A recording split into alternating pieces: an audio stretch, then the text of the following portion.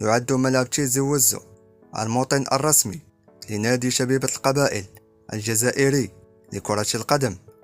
يتسع الملعب الجديد في مدينة تشيزي ووزو ل50,000 متفرج وبطابقان، وبني وفق مستوى هندسي عال، ففيه نفق داخلي ب360 درجة حول الملعب. ولم ينسى مصمموه تخصيص مكان لجلوس ذوي الاحتياجات الخاصة مع تسهيل عملية ولوجهم إليه.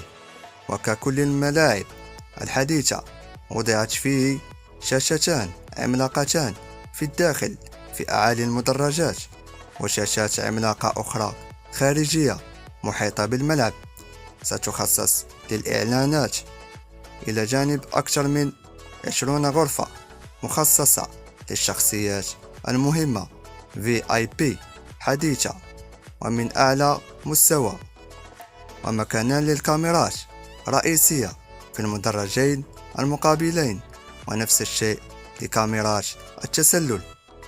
كما يوجد في الملعب أيضا خندق بين المدرجات وأرضية الميدان، كما يوجد أيضا ملعبان ملحقان للتدريبات، الثاني بمضمار لألعاب القوى بالقرب من ملعب تشيزي ووزو الجديد.